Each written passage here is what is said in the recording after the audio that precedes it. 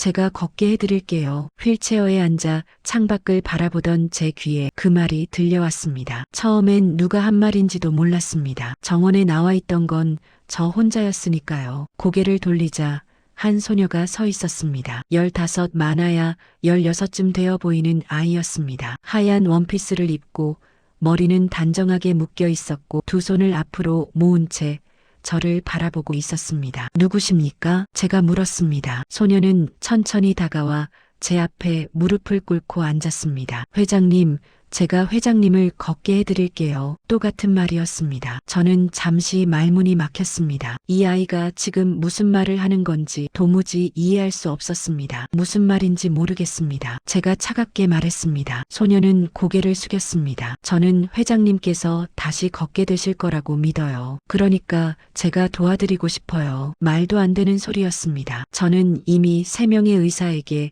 같은 말을 들었습니다. 척추 손상이 심해서 다시는 걷지 못할 거라고, 기적이 일어나지 않는 한 불가능하다고. 그런데 지금 이 어린 소녀가 저를 걷게 해주겠다고 말하고 있었습니다. 집에 돌아가세요. 제가 말했습니다. 여기는 당신이 올 곳이 아닙니다. 하지만 소녀는 일어서지 않았습니다. 내일 또 올게요. 소녀가 말했습니다. 매일 올게요. 회장님이 다시 걸으실 수 있을 때까지. 그리고 소녀는 일어나서 천천히 뒤돌아 걸어갔습니다. 저는 그 뒷모습을 멍하니 바라보고 있었습니다. 오늘의 사연을 시작합니다. 시작하기 전에 구독과 좋아요 눌러주세요. 항상 건강과 기쁨이 가득하시길 바랍니다. 제 이름은 한재민입니다. 올해 68입니다. 국내 굴지의 건설사 한성건설의 회장이었습니다. 이었다고 말하는 이유는 지금은 그 자리에서 물러났기 때문입니다. 3년 전 저는 교통사고를 당했습니다. 비서가 운전하던 차가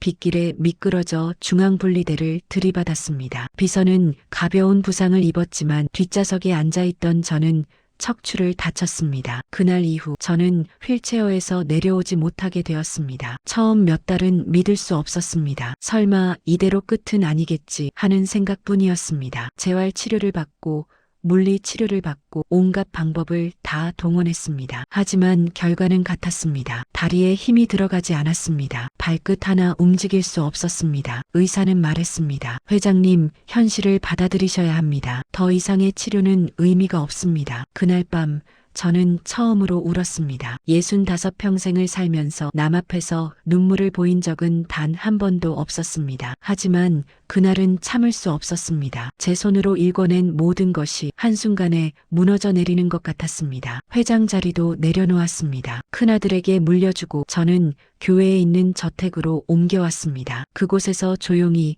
아무도 만나지 않고 혼자 시간을 보내기로 했습니다. 사람들은 저를 불쌍하게 여겼을 겁니다. 한때는 그렇게 높은 곳에 있던 사람이 지금은 휠체어 신세라니. 하지만 저는 동정 따위는 원하지 않았습니다. 그저 혼자 있고 싶었습니다. 아무도 저를 보지 않는 곳에서 조용히 남은 시간을 보내고 싶었습니다. 그렇게 1년이 흘렀습니다. 봄이 오고 여름이 지나고 가을이 왔습니다. 저는 매일 같은 시간에 일어나서 같은 시간에 정원으로 나갔습니다. 휠체어를 밀어주는 간호사 한 명만이 저와 함께 있었습니다. 그 간호사는 말이 없었습니다. 제가 원하는 게 바로 그거였습니다. 말을 걸지 않고 묻지 않고 그저 필요한 일만 하는 사람. 그렇게 시간이 흘렀습니다. 그러던 어느 날이었습니다. 가을이 깊어지던 10월의 어느 오후였습니다. 저는 평소처럼 정원에 나와 있었습니다. 단풍이 든 나무들이 바람에 흔들리고 있었습니다. 떨어진 낙엽들이 바닥에 쌓여서 바스락거리는 소리를 냈습니다. 저는 그 소리를 들으며 멍하니 앞을 바라보고 있었습니다. 그때였습니다. 누군가 정원 입구 쪽에서 걸어오고 있었습니다. 간호사는 저택 안으로 들어간 상태였습니다. 정원에는 저 혼자뿐이었습니다. 저는 고개를 돌렸습니다. 한 소녀가 천천히 다가오고 있었습니다. 하얀 원피스를 입은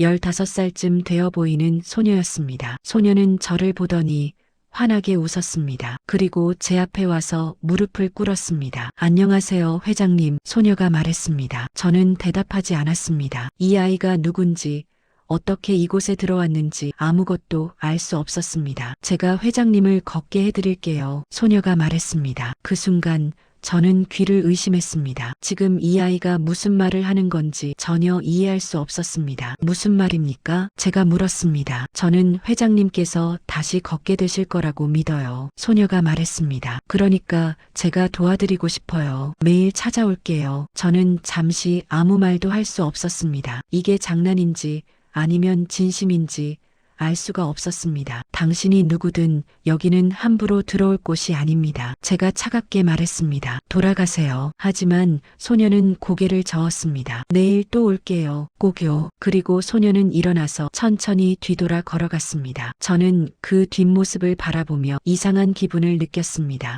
허무맹랑한 소리였습니다. 걷게 해준다니 의사들도 포기한 몸을 어린 소녀가 고친다는 게 말이나 되는 소리입니까? 하지만 이상하게도 그 말이 계속 머릿속에 맴돌았습니다. 제가 회장님을 걷게 해드릴게요. 그날 밤 저는 잠을 이룰 수 없었습니다. 천장을 바라보며 누워 있었지만 눈이 감기지 않았습니다. 소녀의 얼굴이, 소녀의 목소리가 계속 떠올랐습니다. 설마 제 손이 이불을 움켜쥐었습니다. 설마 정말로. 하지만 고개를 저었습니다. 말도 안 되는 소리였습니다. 기적 같은 건 없습니다. 저는 그걸 너무 잘 알고 있었습니다. 다음 날 저는 평소보다 일찍 정원으로 나갔습니다. 간호사가 의아한 표정으로 저를 바라봤지만 저는 아무 말도 하지 않았습니다. 정원에 앉아서 입구 쪽을 바라봤습니다. 1시간이 지났습니다. 2시간이 지났습니다. 소녀는 오지 않았습니다. 역시 그랬군. 저는 코웃음을 쳤습니다. 어제 그 말은 그냥 한 말이었겠지. 하지만 그때였습니다. 저 멀리서 하얀 옷을 입은 누군가가 걸어오고 있었습니다. 가슴이 두근거렸습니다. 소녀였습니다. 어제 그 소녀가 정말로 다시 찾아온 겁니다. 소녀는 제 앞에 와서 환하게 웃었습니다. 안녕하세요, 회장님. 약속대로 왔어요. 저는 아무 말도 할 수 없었습니다. 소녀는 제 옆에 앉았습니다. 오늘은 날씨가 정말 좋네요. 회장님도 그렇게 생각하시죠? 소녀가 말을 걸었습니다. 저는 대답하지 않았습니다. 하지만 소녀는 개의치 않는 듯 했습니다. 저는 가을이 제일 좋아요. 나무들이 빨갛게, 노랗게 물드는 게 너무 예쁘거든요. 소녀가 계속 말했습니다. 저는 그 말을 듣고 있었습니다. 이상하게도 그 목소리가 불편하지 않았습니다. 1시간쯤 지났을까요? 소녀가 일어섰습니다. 오늘은 이만 갈게요. 내일 또 올게요. 그리고 소녀는 다시 뒤돌아 걸어갔습니다. 저는 그 뒷모습을 바라보며 이상한 감정을 느꼈습니다. 뭐라고 말할 수 없는 묘한 기분이었습니다. 다음 날도 그 다음 날도 소녀는 찾아왔습니다. 매일 같은 시간에 같은 자리에 앉아서 저에게 말을 걸었습니다. 처음에는 짜증이 났습니다. 이 아이가 대체 왜 이러는 건지 이해할 수 없었습니다. 하지만 시간이 지나면서 조금씩 달라지기 시작했습니다. 소녀의 목소리가, 소녀의 웃음이 제 하루에서 기다려지는 것이 되어갔습니다. 일주일쯤 지났을 때였습니다. 소녀가 제 손을 잡았습니다. 회장님, 오늘은 손가락을 움직여 보세요. 소녀가 말했습니다. 저는 고개를 저었습니다. 소용없습니다. 그래도 한 번만 해보세요. 소녀가 말했습니다. 저는 한숨을 쉬었습니다. 하지만 소녀의 눈빛을 보니 거절할 수가 없었습니다. 저는 손가락에 힘을 주었습니다. 미세하게, 정말 미세하게 손가락이 움직였습니다. 봤죠? 소녀가 소리쳤습니다. 움직였어요. 회장님, 손가락이 움직였어요. 저는 믿을 수 없었습니다. 정말로 움직인 걸까요? 아니면 착각일까요? 하지만 소녀는 확신에 차 있었습니다. 회장님, 정말 대단하세요. 조금씩 나아지고 있어요. 그날 밤 저는 혼자 손가락을 움직여 보았습니다. 침대에 누워서 천장을 바라보며 손가락에 힘을 주었습니다. 움직였습니다. 아주 조금, 정말 아주 조금이지만 분명히 움직였습니다. 설마 가슴 한쪽이 뜨거워졌습니다. 정말 걷게 되는 건가? 하지만 그 생각은 오래가지 않았습니다. 현실이 그렇게 쉽게 바뀔 리 없었으니까요. 이틀 뒤 간호사가 제게 말했습니다. 회장님, 그 소녀 때문에 저택 밖이 시끄럽습니다. 무슨 소리요? 제가 물었습니다. 기자들이 몰려왔습니다. 소녀가 회장님을 치료하러 온다는 소문이 돌고 있습니다. 저는 미간을 찌푸렸습니다. 누가 그런 소문을 퍼뜨린 겁니까? 모르겠습니다. 하지만 이미 온라인에 글이 올라왔습니다. 간호사가 태블릿을 건넸습니다. 화면에는 기사 제목이 보였습니다. 한성건설 한재민 회장 정체불명의 소녀에게 치료받아 기적의 소녀 매일 저택 방문해 회장 돌봐. 저는 태블릿을 내려놓았습니다. 소녀가 오면 들여보내지 마시오. 네, 회장님. 간호사가 고개를 숙였습니다. 그날 오후 소녀는 평소처럼 저택 입구에 나타났습니다. 하지만 경비가 막아섰습니다. 저는 창문 너머로 그 모습을 바라보고 있었습니다. 소녀는 한참을 서 있다가 천천히 돌아갔습니다. 뒷모습이 작아 보였습니다. 이게 맞는 거야. 제 손이 휠체어 팔걸이를 움켜쥐었습니다. 저 아이와 가까워지면 안 돼. 하지만 가슴 한쪽이 답답했습니다. 다음 날도 소녀는 왔습니다. 그리고 다음 날도 매일 같은 시간에 저택 입구에 서 있었습니다. 경비가 막아도 소녀는 돌아가지 않았습니다. 1시간, 2시간, 때로는 3시간을 서 있다가 돌아갔습니다. 일주일이 지났습니다. 저는 창문 너머로 소녀를 바라보고 있었습니다. 비가 내리고 있었습니다. 소녀는 우산도 없이 비를 맞으며 서 있었습니다. 하얀 원피스가 비에 젖어 있었습니다. 머리카락에서 물방울이 떨어지고 있었습니다. 그런데도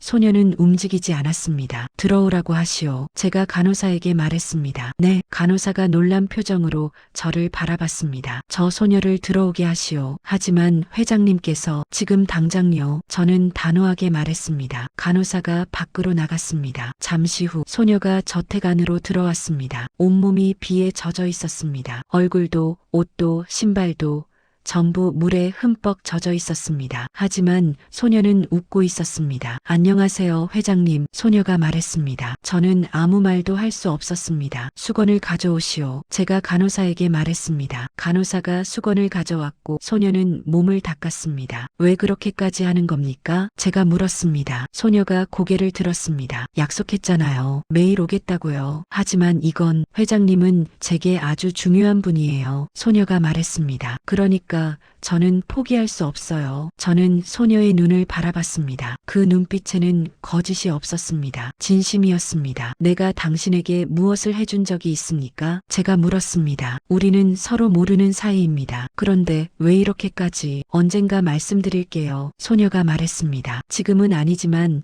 언젠가 꼭 말씀드릴게요. 저는 더 이상 묻지 않았습니다. 그날부터 소녀는 다시 저택에 올 수 있게 되었습니다. 매일 오후 같은 시간에 소녀는 제 옆에 앉았습니다. 처음에는 그저 앉아서 이야기를 나눴습니다. 소녀는 학교 이야기를 했습니다. 친구들 이야기, 선생님 이야기, 그날 있었던 작은 일들을 들려줬습니다. 저는 들었습니다. 대답은 거의 하지 않았지만 소녀는 개의치 않았습니다. 그렇게 한 달이 지났습니다. 어느 날 소녀가 제 손을 잡았습니다. 회장님, 오늘은 손목을 움직여 보세요. 손목요? 네. 손가락은 이제 잘 움직이시잖아요. 오늘은 손목이요. 저는 손목에 힘을 주었습니다. 하지만 움직이지 않았습니다. 괜찮아요. 천천히 하면 돼요. 소녀가 말했습니다. 저는 다시 시도했습니다. 1번, 2번, 3번, 10번째쯤 됐을 때 손목이 미세하게 움직였습니다. 봤죠? 소녀가 환하게 웃었습니다. 조금씩 나아지고 있어요. 저는 소녀의 얼굴을 바라봤습니다. 그 웃음이,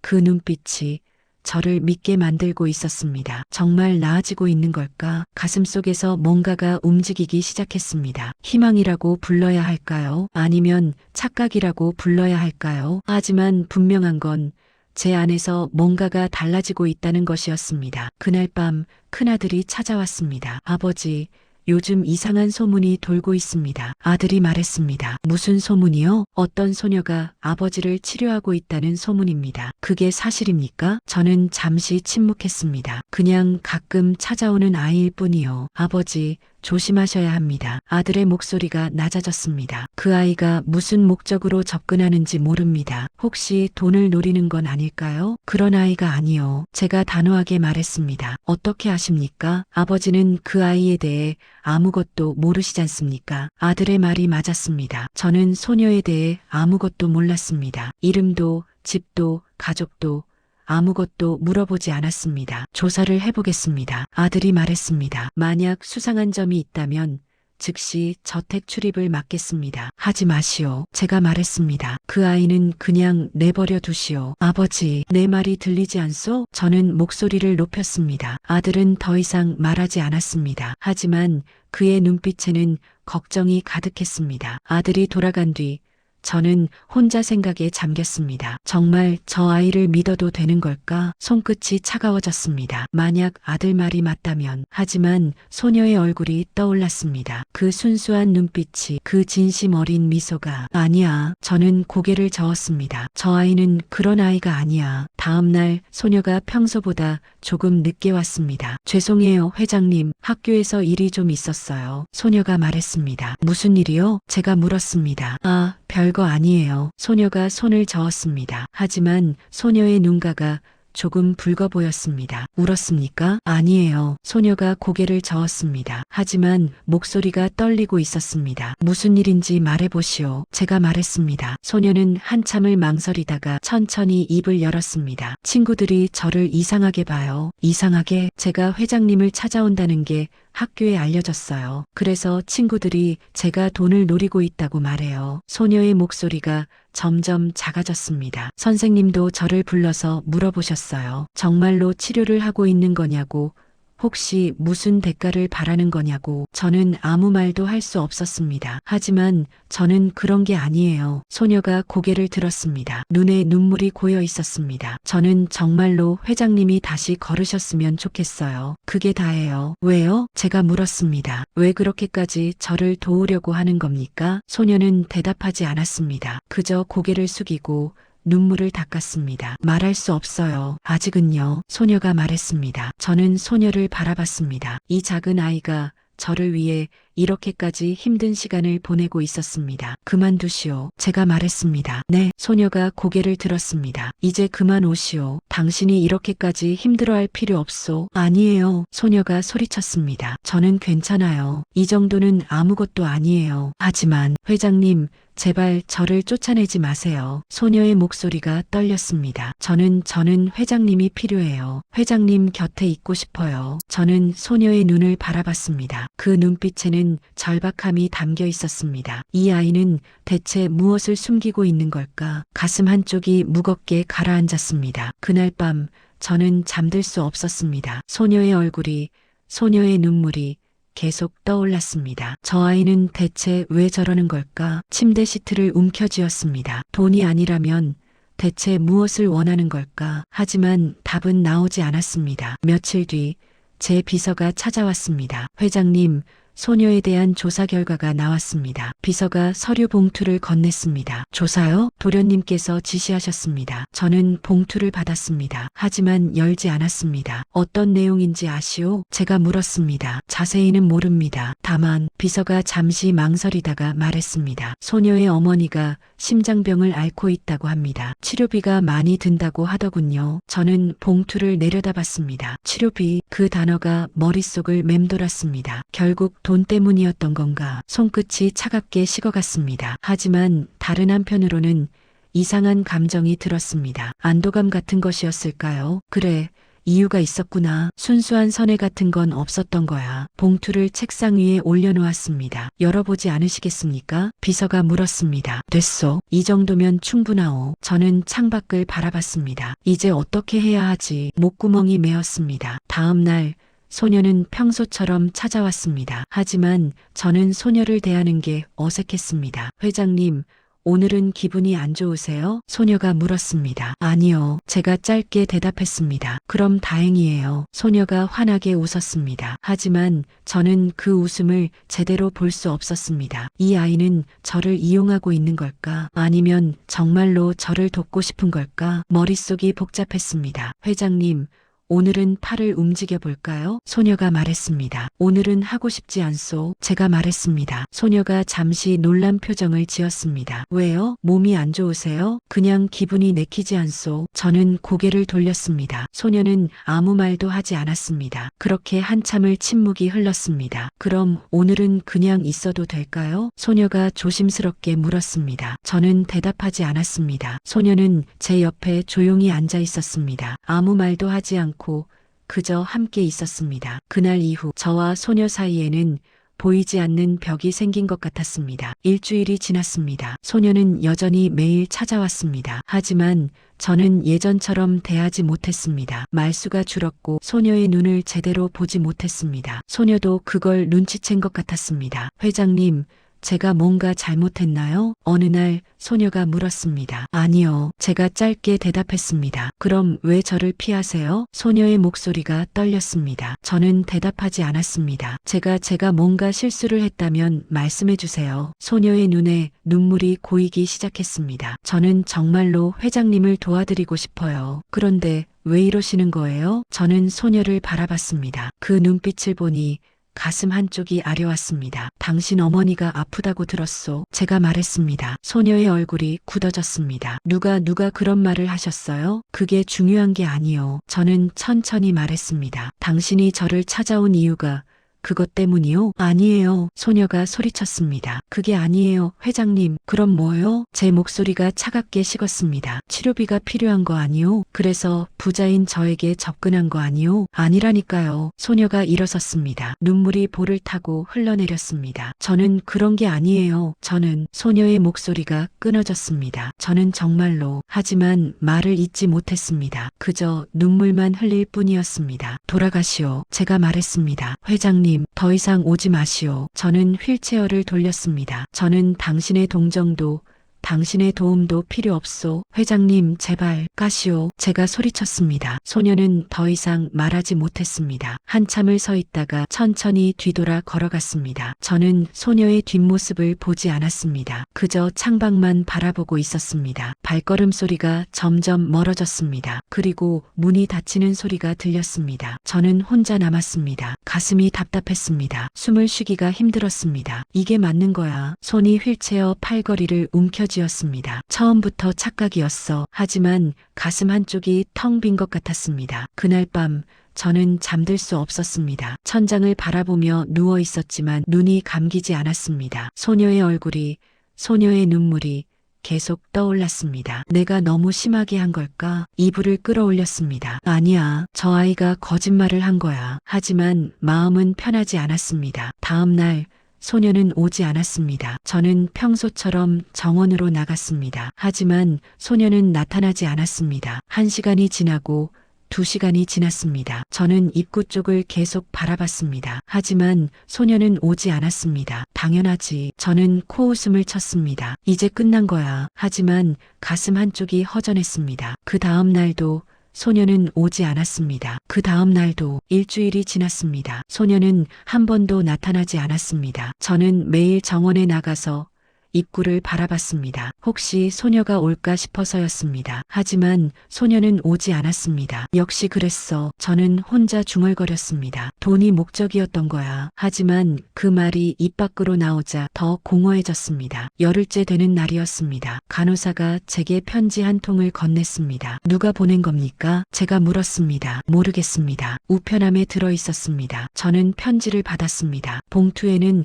아무 이름도 적혀 있지 않았습니다. 저는 편지를 뜯었습니다. 안에는 한 장의 종이가 들어 있었습니다. 필기체로 쓰인 글씨였습니다. 회장님께 저는 더 이상 찾아갈 수 없게 되었습니다. 회장님께서 원하시는 게 그거니까요. 하지만 한 가지만은 말씀드리고 싶어요. 저는 회장님의 돈이 필요해서 찾아간 게 아니에요. 정말이에요. 저는 그냥 회장님이 다시 걷는 모습을 보고 싶었어요. 그게 다예요. 이유는 말씀드릴 수 없지만 언젠가는 꼭 알게 되실 거예요. 부디 건강하세요. 그리고 미안해요. 제가 회장님을 실망시켜드린 것 같아서요. 편지는 거기서 끝났습니다. 저는 편지를 내려다봤습니다. 글씨가 흔들려 보였습니다. 눈물 자국이 곳곳에 묻어 있었습니다. 이 아이는 울면서 이 편지를 썼구나. 가슴이 먹먹해졌습니다. 간호사, 제가 불렀습니다. 네, 회장님, 비서에게 연락하시오. 그 봉투, 책상 위에 있는 봉투를 가져오라고 하시오. 네. 1시간 뒤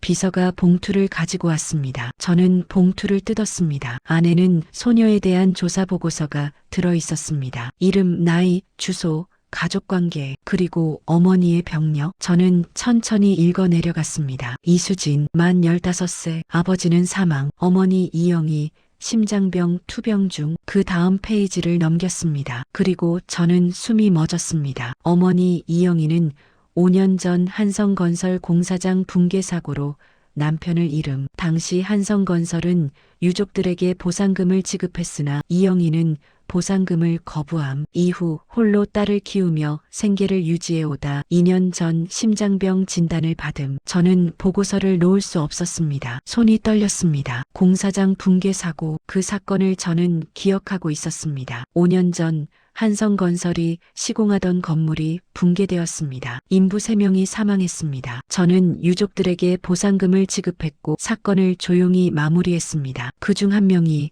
소녀의 아버지였습니다. 그러니까 저 아이는 편지를 다시 꺼냈습니다. 저는 회장님의 돈이 필요해서 찾아간 게 아니에요. 저는 그냥 회장님이 다시 걷는 모습을 보고 싶었어요. 도대체 왜? 제 목소리가 떨렸습니다. 도대체 왜 저를? 이해할 수 없었습니다. 아버지를 잃게 만든 사람이 바로 저였습니다. 한성건설의 부실 공사 때문에 소녀는 아버지를 잃었습니다. 그런데 왜 저를 도우려 했던 걸까요? 저는 보고서를 계속 읽어 내려갔습니다. 이수진은 아버지 사망 이후 한성건설과 한재민 회장에 대한 원망을 품고 있을 것으로 추정. 하지만 최근 행동을 보면 회장에게 적대적이지 않은 것으로 보임. 동기불명확. 추가 조사 필요. 저는 보고서를 내려놓았습니다. 머리가 어지러웠습니다. 회장님, 괜찮으십니까? 간호사가 걱정스럽게 물었습니다. 저는 대답하지 않았습니다. 소녀의 집 주소가 여기 적혀 있습니까? 제가 물었습니다. 네, 여기 있습니다. 간호사가 페이지를 넘겼습니다. 차를 준비하시오. 네, 어디로 가시겠습니까? 소녀의 집으로. 하지만 회장님, 몸 상태가. 지금 당장 준비하시오. 저는 단호하게 말했습니다. 1시간 뒤 저는 차를 타고 소녀의 집으로 향했습니다. 주소는 서울 외곽의 낡은 주택가였습니다. 좁은 골목길을 지나 차는 작은 주택 앞에 멈췄습니다. 페인트가 벗겨진 대문, 녹슨 우편함, 깨진 유리창, 가난이 그대로 드러나는 집이었습니다. 여기서 기다리고 있으시오. 제가 운전기사에게 말했습니다. 하지만 회장님 휠체어를 혼자 갈 수 있소. 저는 휠체어를 직접 움직여 대문 앞까지 갔습니다. 그리고 초인종을 눌렀습니다. 한참을 기다렸지만 아무도 나오지 않았습니다. 다시 한번 눌렀습니다. 그때 대문이 천천히 열렸습니다. 소녀였습니다. 소녀는 저를 보자 눈이 커졌습니다. 회 회장님, 들어가도 되겠소? 제가 물었습니다. 소녀는 잠시 망설이다가 고개를 끄덕였습니다. 집안은 작았습니다. 거실과 주방이 붙어 있었고 방은 2개뿐이었습니다. 가구도 낡았고 벽지도 여기저기 찢어져 있었습니다. 하지만 깨끗했습니다. 구석구석 정리되어 있었고 작은 화분들이 창가에 놓여 있었습니다. 어머니는 어디 계시오? 제가 물었습니다. 병원에 계세요. 소녀가 작은 목소리로 말했습니다. 저는 고개를 끄덕였습니다. 당신 아버지에 대해 들었소? 소녀의 몸이 굳어졌습니다. 공사장 사고로 돌아가셨다고. 네. 소녀가 고개를 숙였습니다. 그 사고는 제 회사 때문에 일어난 것이오. 저는 천천히 말했습니다. 제가 제대로 관리하지 못해서 당신 아버지가 돌아가셨소. 소녀는 아무 말도 하지 않았습니다. 그런데 왜 저를 도우려 했소? 제 목소리가 떨렸습니다. 저는 당신의 원수나 다름없는 사람이요. 그런데 왜? 소녀가 고개를 들었습니다. 눈에 눈물이 고여 있었습니다. 아버지가 돌아가시기 전에 제게 말씀하셨어요. 소녀의 목소리가 떨렸습니다. 사람을 미워하지 말라고요. 뭐라고요? 사고가 난 건 회장님 잘못이 아니라고요. 그냥 불운이었을 뿐이라고요. 소녀의 눈물이 흘러내렸습니다. 아버지는 돌아가시는 순간까지도 누구도 원망하지 않으셨어요. 저는 숨을 멈췄습니다. 그래서 저도 회장님을 미워하지 않기로 했어요. 소녀가 눈물을 닦았습니다. 그런데 회장님이 사고를 당하셨다는 걸 알게 됐어요. 뉴스에서 봤어요.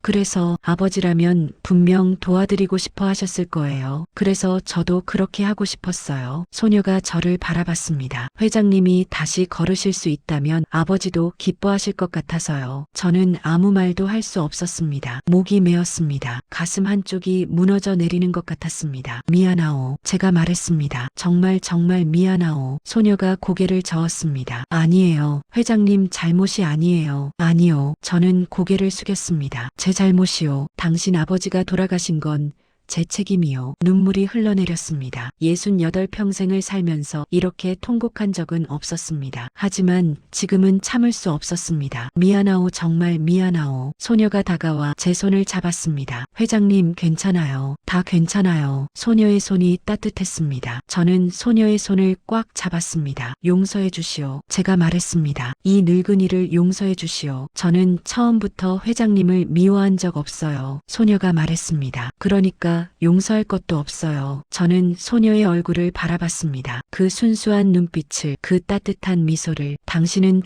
정말 대단한 아이요. 제가 말했습니다. 소녀가 눈물을 닦으며 웃었습니다. 그런 거 아니에요. 저는 그냥 아버지의 딸일 뿐이에요. 저는 한참을 소녀의 손을 잡고 있었습니다. 그리고 깨달았습니다. 제가 잃어버린 것이 무엇인지를, 제가 찾아야 할 것이 무엇인지를. 진짜 문제는 그 다음에 시작되었습니다. 그날 이후 저는 소녀의 집을 자주 찾아갔습니다. 소녀의 어머니를 만났습니다. 병원 침대에 누워 계신 여인 얼굴의 여인이었습니다. 회장님, 어머니는 저를 보자 놀란 표정을 지었습니다. 편하게 계십시오. 제가 말했습니다. 먼저 사과드려야겠습니다. 늦었지만 진심으로 사과드립니다. 어머니는 천천히 고개를 저었습니다. 아니에요. 회장님 잘못이 아니에요. 제 잘못입니다. 저는 단호하게 말했습니다. 제대로 관리하지 못한 건 제 책임입니다. 그 때문에 남편분을 잃으셨습니다. 어머니의 눈에 눈물이 고였습니다. 남편은 누구도 원망하지 말라고 했어요. 마지막까지도요. 훌륭하신 분이셨습니다. 제가 말했습니다. 그리고 따님도 그런 아버지를 닮았습니다. 어머니가 소녀를 바라봤습니다. 소녀는 어머니 옆에 앉아서 어머니의 손을 잡고 있었습니다. 수진이는 너무 착한 아이예요. 어머니가 말했습니다. 제 걱정은 하지 말고 자기 인생을 살았으면 좋겠는데 맨날 저만 걱정하고 있어요. 엄마, 소녀가 어머니의 손을 꽉 잡았습니다. 괜찮아. 나는 괜찮아. 저는 그 모습을 바라보며 가슴 한쪽이 아려왔습니다. 치료비는 제가 부담하겠습니다. 제가 말했습니다. 네. 어머니와 소녀가 동시에 저를 바라봤습니다. 수술비든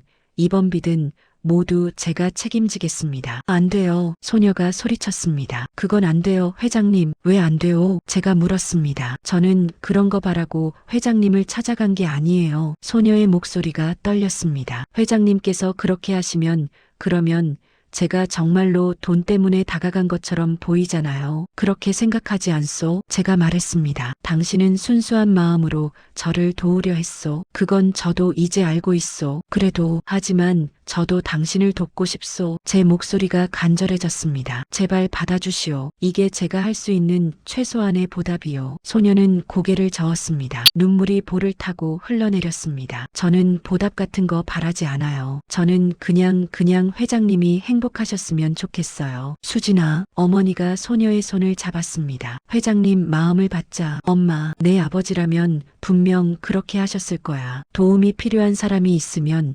주저없이 도와주셨을 거야. 어머니가 저를 바라봤습니다. 감사합니다. 회장님, 정말 감사합니다. 저는 고개를 숙였습니다. 아닙니다. 제가 감사해야 합니다. 그날부터 저는 어머니의 치료비를 전액 지원했습니다. 최고의 의료진을 찾았고 최선의 치료를 받을 수 있게 했습니다. 한 달 뒤 어머니는 수술을 받았습니다. 수술은 성공적이었습니다. 의사는 말했습니다. 잘 회복하면 일상생활에는 지장이 없을 것 같습니다. 소녀는 울었습니다. 복도 의자에 앉아서 한참을 울었습니다. 저는 소녀 옆에 앉아서 아무 말도 하지 않았습니다. 그저 함께 있었습니다. 회장님, 한참 뒤 소녀가 말했습니다. 네, 정말 감사해요. 정말로요. 아니요, 제가 더 감사하오. 저는 소녀의 머리를 쓰다듬었습니다. 당신이 없었다면 저는 아직도 어둠 속에 있었을 거예요. 소녀가 저를 바라봤습니다. 회장님은 어둠 속에 계신 게 아니었어요. 그냥 잠시 길을 잃으셨던 거예요. 그렇게 생각해주니 고맙소. 저는 미소를 지었습니다. 그날 밤 저는 오랜만에 편안하게 잠들었습니다. 하지만 그 평화는 오래가지 않았습니다. 며칠 뒤 큰아들이 저를 찾아왔습니다. 표정이 좋지 않았습니다. 아버지, 이게 무슨 일입니까? 아들이 서류를 내밀었습니다. 무슨 서류요? 병원비 지급 내역입니다. 이영이라는 사람의 치료비를 아버지께서 전액 부담하셨다고요? 저는 서류를 보지 않았습니다. 그게 어떻소? 어떻냐고요? 아들의 목소리가 높아졌습니다. 그 사람이 누군지 아십니까? 5년 전 공사장 사고 유족입니다. 알고 있소. 그런데 왜 치료비를 대신 내주십니까? 이미 보상금은 지급했습니다. 보상금으로 충분하지 않았소. 제가 말했습니다. 한 사람의 목숨값이 그 정도일 리 없소. 아버지, 지금 정신이 있으신 겁니까? 아들이 소리쳤습니다. 이러시면 다른 유족들도 다시 보상을 요구할 겁니다. 회사가 어떻게 됩니까? 회사보다 중요한 게 있어. 제가 차갑게 말했습니다. 그게 뭔데요? 사람의 도리요. 저는 아들을 똑바로 바라봤습니다. 우리는 사람의 목숨을 빼앗았소. 그 죄는 돈으로 갚을 수 있는 게 아니오. 아버지, 나는 이제야 그걸 깨달았소. 제 목소리가 떨렸습니다. 너무 늦었지만 지금이라도 바로잡고 싶소. 아들은 아무 말도 하지 못했습니다. 돌아가시오. 그리고 회사 일은 당신이 알아서 하시오. 아버지, 정말 이러실 겁니까? 네. 저는 고개를 끄덕였습니다. 이게 제가 할 수 있는 마지막 일이요. 아들은 한참을 저를 바라보다가 천천히 돌아갔습니다. 저는 창밖을 바라봤습니다. 가슴이 답답했습니다. 하지만 후회는 없었습니다. 다음 날 소녀가 저를 찾아왔습니다. 평소와 달리 표정이 어두웠습니다. 무슨 일이요? 제가 물었습니다. 회장님, 저 때문에 회장님이 아드님과 다투셨다고요? 누가 그런 말을 했소? 병원에서 들었어요. 회장님, 아드님이 오셔서 화를 내셨다고요. 소녀의 목소리가 떨렸습니다. 괜찮소? 신경 쓰지 마시오. 괜찮지 않아요. 소녀가 소리쳤습니다. 저 때문에 회장님이 가족과 싸우시면 안 돼요. 가족이라고 해서 항상 옳은 건 아니요. 제가 말했습니다. 때로는 가족보다 옳은 일을 선택해야 할 때가 있어. 하지만 수진, 저는 소녀의 이름을 불렀습니다. 처음으로 이름을 부르는 것이었습니다. 당신이 저에게 가르쳐 준 게 뭔지 아시오? 소녀가 고개를 들었습니다. 용서요. 제가 말했습니다. 당신은 원수를 미워하지 않고 오히려 도우려 했소. 그게 얼마나 대단한 일인지 아시오? 저는 그냥 아버지의 말씀을 따랐을 뿐이에요. 그게 바로 대단한 거요. 저는 소녀의 손을 잡았습니다. 당신 아버지는 정말 훌륭한 분이셨소. 그리고 당신도 그런 아버지를 닮았소. 소녀의 눈에 눈물이 고였습니다. 회장님, 나는 이제 깨달았소. 저는 천천히 말했습니다. 다시 걷는 것보다 중요한 게 있다는 걸요. 그게 뭔데요? 마음이 일어서는 것이요. 저는 가슴을 가리켰습니다. 나는 3년 동안 다리는 쓰지 못했지만 마음도 쓰지 못하고 있었소. 미움과 후회와 자책 속에서 아무것도 느끼지 못하고 살았소. 소녀가 제 손을 꽉 잡았습니다. 하지만 당신이 와서 내 마음을 다시 일으켜 세웠소. 제 목소리가 떨렸습니다. 그게 얼마나 큰 선물인지 아시오? 소녀가 울었습니다. 회장님, 저도 회장님께 너무 많은 걸 받았어요. 뭘 받았소? 살아갈 이유요. 소녀가 말했습니다. 아버지가 돌아가시고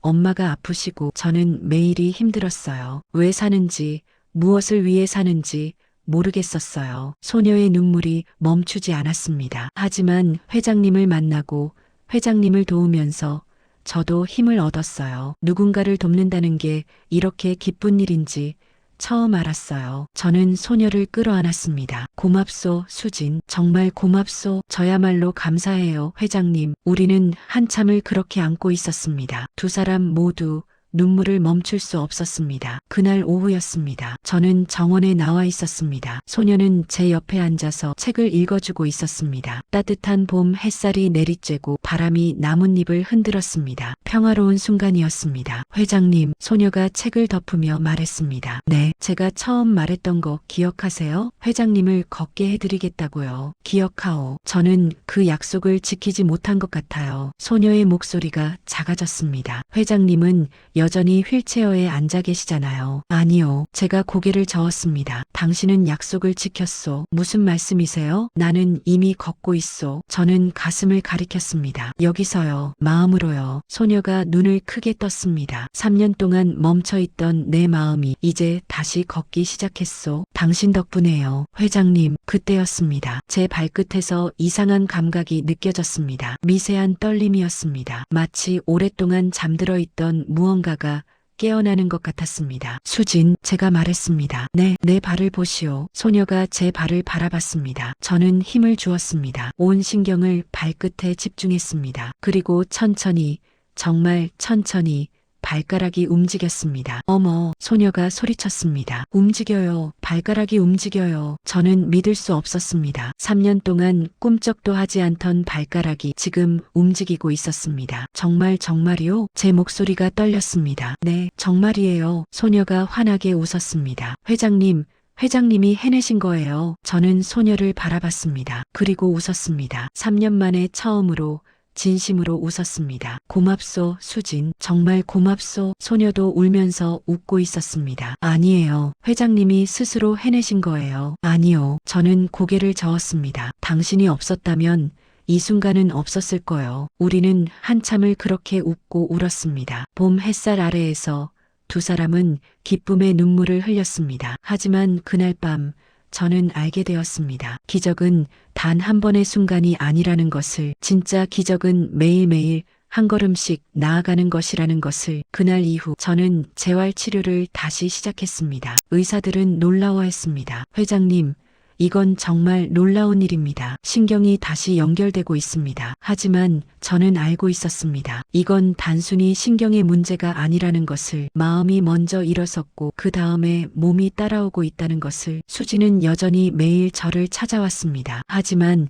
이제는 예전과 달랐습니다. 저를 치료하러 오는 게 아니라 그저 함께 시간을 보내러 왔습니다. 우리는 정원을 산책했습니다. 수진이 휠체어를 밀어주고 저는 주변 풍경을 바라봤습니다. 회장님, 오늘 학교에서 재미있는 일이 있었어요. 수진이 말했습니다. 무슨 일이요? 친구가 제게 물어봤어요. 회장님이 정말 할아버지 같으냐고요. 저는 웃었습니다. 뭐라고 대답했소? 할아버지보다 더 좋은 분이라고 했어요. 수진이 환하게 웃었습니다. 저는 가슴 한쪽이 따뜻해지는 걸 느꼈습니다. 나도 당신을 손녀처럼 생각하고 있소. 정말이요? 정말이요. 저는 수진의 손을 잡았습니다. 당신은 내게 가족 이상의 존재요. 수진의 눈에 눈물이 고였습니다. 저도요, 회장님. 저도 회장님을 가족처럼 생각해요. 그 순간 저는 깨달았습니다. 가족이란 혈연으로만 이어지는 게 아니라는 것을. 마음과 마음이 이어질 때 그것이 진짜 가족이라는 것을. 몇 달이 흘렀습니다. 저는 조금씩 나아지고 있었습니다. 발가락을 넘어서 이제는 발목도 움직일 수 있었습니다. 의사는 말했습니다. 이 속도라면 내년쯤에는 보조기를 이용해서 걸을 수 있을 것 같습니다. 하지만 저는 서두르지 않았습니다. 걷는 것보다 중요한 게 있다는 걸 이미 알고 있었으니까요. 어느 날 수진의 어머니가 퇴원했습니다. 저는 수진과 함께 병원에 갔습니다. 어머니는 많이 좋아져 있었습니다. 얼굴에 혈색이 돌았고 걸음걸이도 안정적이었습니다. 회장님, 정말 감사합니다. 어머니가 제 손을 잡았습니다. 회장님이 아니었다면 저는 지금 이 자리에 없었을 거예요. 아닙니다. 저는 고개를 저었습니다. 제가 해야 할 일을 했을 뿐입니다. 아니에요. 회장님은 저희에게 새로운 삶을 주셨어요. 어머니의 눈에 눈물이 고였습니다. 남편이 하늘에서 지켜보고 있을 거예요. 그리고 분명 고마워하고 있을 거예요. 저는 목이 메었습니다. 제가 더 감사합니다. 당신과 수진이 저를 다시 살아있게 해주셨습니다. 우리는 한참을 손을 잡고 있었습니다. 그날 저는 결심했습니다. 5년 전 공사장 사고의 다른 유족들을 찾기로 비서에게 지시했습니다. 당시 사고로 돌아가신 분들의 유족을 모두 찾아보시오. 그리고 현재 상황을 파악하시오. 네, 회장님. 일주일 뒤 비서가 보고서를 가져왔습니다. 3명의 유족 중 2가족은 보상금으로 새로운 삶을 시작했습니다. 하지만 한 가족은 여전히 어려운 상황에 있었습니다. 이 가족을 만나고 싶소. 제가 말했습니다. 회장님, 하지만 괜찮소. 제가 직접 가겠소. 저는 그 가족을 찾아갔습니다. 작은 아파트에 사는 미망인과 2 아들이었습니다. 회장님이 왜 이곳에? 미망인이 놀란 표정으로 저를 바라봤습니다. 뒤늦게나마 사과드리러 왔습니다. 저는 고개를 숙였습니다. 그리고 도움이 필요하신 게 있다면 돕고 싶습니다. 미망이는 한참을 저를 바라보다가 천천히 입을 열었습니다. 사과는 이미 받았습니다. 그때 충분히 받았어요. 하지만 저희도 이제는 일어서야 한다고 생각해요. 미망인이 말했습니다. 남편이 그랬을 거예요. 주저앉아 있지 말고 일어서서 걸으라고요. 저는 그 말을 듣고 가슴이 뜨거워졌습니다. 그래도 아이들 교육비라도 제가 부담하고 싶습니다. 아니에요. 미망인이 고개를 저었습니다. 하지만 한 가지는 부탁드리고 싶어요. 말씀하십시오. 다시는 이런 사고가 일어나지 않게 해주세요. 저희 같은 가족이 더 이상 생기지 않게요. 저는 고개를 끄덕였습니다. 약속드립니다. 그날 이후 저는 큰아들을 불렀습니다. 한성건설의 모든 공사장을 재점검하시오. 네, 안전 기준을 다시 세우고 부족한 부분은 모두 보완하시오. 비용은 얼마가 들든 상관없소. 아버지, 그러면 공사 기간이 늘어나고 비용도 상관없소. 저는 단호하게 말했습니다. 사람의 목숨보다 중요한 건 없소. 절대로요. 아들은 잠시 저를 바라보다가 고개를 끄덕였습니다. 알겠습니다, 아버지. 계절이 바뀌었습니다. 여름이 가고 가을이 왔습니다. 저는 이제 보조기를 이용해서 몇 걸음 걸을 수 있게 되었습니다. 수지는 제 옆에서 조심스럽게 저를 부축했습니다. 천천히 하세요, 회장님. 알고 있소. 저는 한 걸음 한 걸음 내디뎠습니다. 다리가 떨렸지만 포기하지 않았습니다. 5걸음 더 가볼까요? 수진이 물었습니다. 그러지요. 저는 힘을 내서 5걸음을 더 걸었습니다. 그리고 휠체어에 다시 앉았습니다. 숨이 가빴지만 기분은 좋았습니다. 회장님, 정말 대단하세요. 수진이 환하게 웃었습니다. 당신 덕분이요. 저는 수진의 손을 잡았습니다. 당신이 없었다면 이 순간도 없었을 거요. 아니에요. 회장님 스스로 해내신 거예요. 우리 함께 해낸 거요. 저는 미소를 지었습니다. 당신과 나 함께요. 그날 저녁 저는 서재에 앉아 있었습니다. 창밖으로 노을이 지고 있었습니다. 붉은 하늘이 천천히 어두워지고 별들이 하나둘 나타났습니다. 저는 일기장을 꺼냈습니다. 3년 만에 처음으로 펜을 들었습니다. 오늘 나는 5걸음을 걸었다. 아직 멀었지만 포기하지 않을 것이다. 왜냐하면 이제 나는 알기 때문이다. 진짜 기적은 단 한 번에 일어나는 게 아니라 매일 한 걸음씩 나아가는 것이라는 걸, 그리고 혼자가 아니라 함께 걸을 때 더 힘이 난다는 걸. 일기장을 덮었습니다. 창밖을 바라보니 수진이 정원을 걷고 있었습니다. 작은 손에 작은 꽃을 들고 밤하늘을 올려다보고 있었습니다. 저는 창문을 열고 수진을 불렀습니다. 수진이 고개를 들었습니다. 네, 회장님, 내일 뭐 하고 싶소? 회장님과 함께 있고 싶어요. 수진이 환하게 웃었습니다. 그럼 우리 정원을 산책하지요. 내가 직접 걸어서요. 정말요? 약속하오. 저는 미소를 지었습니다. 수진이 두 손을 모으며 기뻐했습니다. 저는 그 모습을 바라보며 가슴 한쪽이 따뜻해지는 걸 느꼈습니다. 1년이 흘렀습니다. 저는 이제 지팡이를 짚고 걸을 수 있게 되었습니다. 완벽하지는 않았습니다. 느렸고 불안정했습니다. 하지만 제 두 발로 제 힘으로 걷고 있었습니다. 어느 봄날 오후였습니다. 저는 정원을 걷고 있었습니다. 수진이 제 옆에서 천천히 걸었습니다. 회장님, 저 다음 주에 고등학교 졸업해요. 벌써 그렇게 됐소? 네. 시간 정말 빠르죠? 그러게 말이요. 저는 하늘을 올려다봤습니다. 푸른 하늘에 하얀 구름이 떠 있었습니다. 대학은 어디로 갈 거요? 교육학과에 가고 싶어요. 교육학과요? 네. 선생님이 되고 싶어요. 수진이 말했습니다. 저처럼 힘든 아이들을 돕고 싶어요. 그리고 그 아이들에게 희망을 주고 싶어요. 저는 수진을 바라봤습니다. 훌륭한 꿈이요. 회장님처럼요. 수진이 웃었습니다. 회장님께서 저에게 희망을 주신 것처럼 저도 그렇게 하고 싶어요. 저는 걸음을 멈추고 수진을 바라봤습니다. 수진, 네, 나는 당신이 정말 자랑스럽소. 제 목소리가 떨렸습니다. 당신은 훌륭한 사람이요. 그리고 분명 훌륭한 선생님이 될 거요. 수진의 눈에 눈물이 고였습니다. 감사해요, 회장님. 그 말씀이 정말 큰 힘이 돼요. 나야말로 감사하오. 저는 수진의 어깨에 손을 얹었습니다. 당신이 내 삶에 와줘서요. 우리는 한참을 그렇게 서 있었습니다. 봄바람이 불었고 꽃잎들이 하늘로 날아올랐습니다. 그날 밤 저는 또 일기를 썼습니다. 3년 전 나는 모든 걸 잃었다고 생각했다. 다리를 쓸 수 없게 되었고 희망도 없었다. 하지만 지금 돌이켜보니 그때 진짜로 잃은 건 다리가 아니었다. 마음이었다. 살아갈 이유, 누군가를 사랑할 용기, 용서할 수 있는 힘, 그 모든 걸 잃고 있었다. 하지만 한 소녀가 와서 그 모든 걸 다시 찾게 해주었다. 완전한 기적은 없었다. 나는 여전히 완벽하게 걷지 못한다. 하지만 약속은 지켜졌다. 다른 방식으로. 소녀는 나를 걷게 해주었다. 육체가 아닌 마음으로. 그리고 그게 진짜 기적이었다. 일기장을 덮고